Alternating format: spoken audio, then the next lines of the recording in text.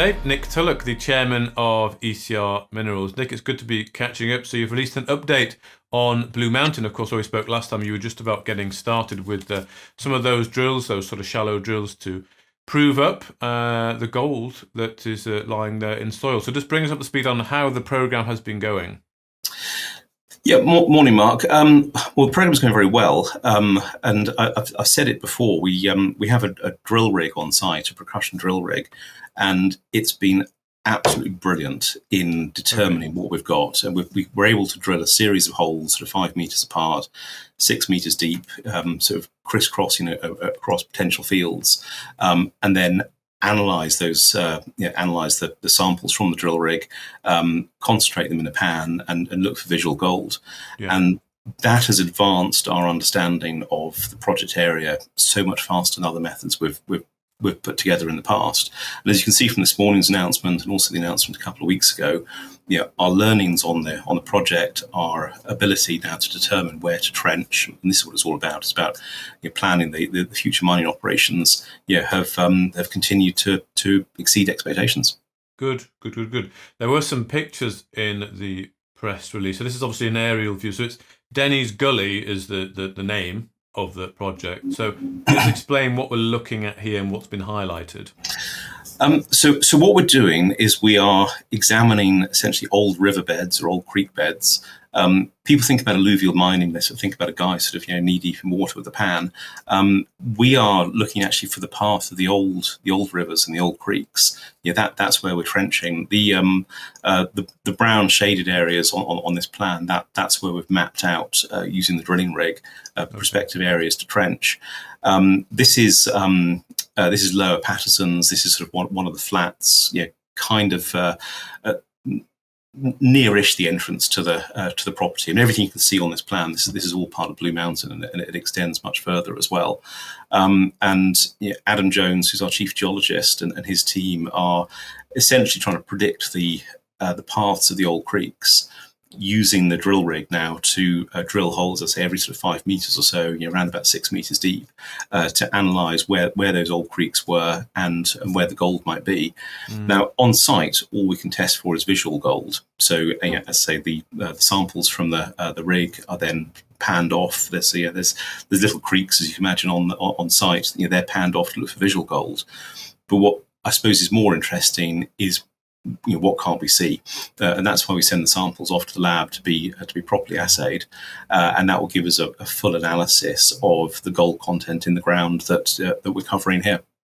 But what you're seeing so far with that, you said you've got the visible gold. You said it highlights the potential of a significant volumes of gold-bearing gravel. So you're already feeling confident enough to sort of say that at this point. Well, we are. So, if the drill rig is able to analyze areas of a couple of 100 meters long by 100 meters wide, and we're finding gold down to about 3 meters, you can start doing some calculations as to the number of cubic meters of earth and gravel sit within those areas. Now, in the past, we have found that Blue Mountain has an average grade of 0.6 grams per ton. We're hoping to update that as we go through the lab analysis. But that's the calculation investors can do. As we map out these areas to trench, look at our announcements for the length, the depth, and the width of the trench, and then we can apply the gold concentration to that. As I say, the rig has been so much more efficient in mapping these areas out, and we've looked at aerial surveys, we've looked at ground penetrating radar, but the idea of bringing the rig on site, I have to say, when it was first presented to me, it seemed slightly odd. I mean, you think of rigs drilling very, very deep, not sort of 3 or 4 or 6 meters, but each hole is 20 minutes. And that includes the setup as well, and moving the rig into place. So even say on the previous slide where Lower Patterson's is quite a wide area, it's a couple of football pitches.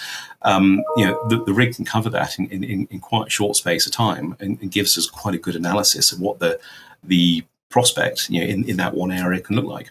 Okay. You say investors can do their own calculations. Do they need a resource to do that, or you can do some maths? We're not at the resource stage yet. Yeah. But what we're at is visual gold, being mapped out, as you can see in the figures that we put in the we had on screen a minute ago and we put in the RNS, we've mapped out the areas. If people can do a volume calculation and then apply a grams per ton or grams per bank cubic meter calculation, we will update that as we go through the lab analysis. But that is broadly the extent of Blue Mountain. Okay. It's fairly low technology. We are trenching earth to not a great depth. So 3-4 meters tends to be the depth of the gold. That will go through gravity separation, and that will in time produce the gold. So I'd love to say this is very high tech and very difficult, but actually the clever bit is knowing where to trench. I mean, as you can see on the plans that you had on screen a moment ago, this is a vast area. And we've not even covered the whole of the tenement yet. So clearly what we don't want to do is just bring in a bulldozer and sort of scrape up the entire sort of topsoil right across the area. We want to be far more targeted, because that's the expensive bit. The expensive bit is digging up all the earth. Yeah, okay. So just finally then, so you've got the assay results due early September, so only 2 or 3 weeks away. That'll give you the definitive number there. How's this fitting into all the strategy when you can indeed start bringing the bulldozer in? You've obviously got to get a wash plant on site as well, but what timelines are we potentially looking at here in terms of finishing that current drilling program, getting results back, and potentially making a decision to bring in heavy equipment? So the current program is extended. Originally, we actually expected to have a team in Lulworth by the start of this month. Sure. We have deliberately delayed that on the basis that the drilling campaign in Blue Mountain has been so successful.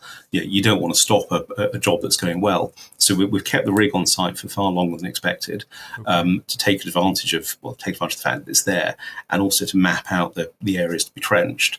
The next stage is when we've got the results back from the lab, we put larger samples through the wash plant to make sure that the recoverability broadly matches what we know the ground can hold.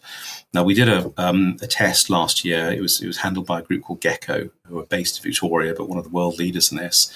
They produced a recovery factor of I think, over 91% of the gold in the ground could be recovered through a gravity process. Now, we want to prove, at scale, that can be done.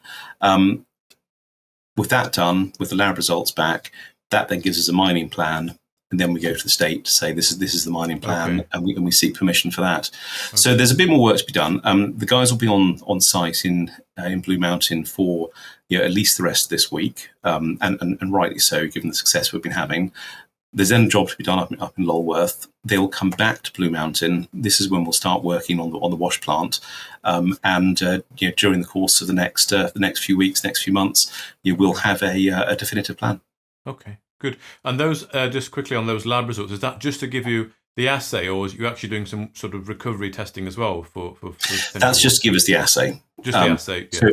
So we know from looking at the pan, the level of gold that is coming out of the ground. But what you can see is very often somewhat less than the actual result. So the assay will prove per area, what the gold content is. Yeah. The wash plant work will then prove what the recoverability is per area as well. Okay, good, excellent. Well, thank you very much, Nick Tulloch, the chairman of ECR Minerals, for your time. Thanks, Mark. If you enjoyed this interview, then give us a thumbs up, a like, or a retweet. Subscribe to us on YouTube or follow us on Twitter, and hit that notification bell to be the first to know when we release new content. There's loads of great content on our website too, across all our programs at stockboxmedia.com. Thank you for watching.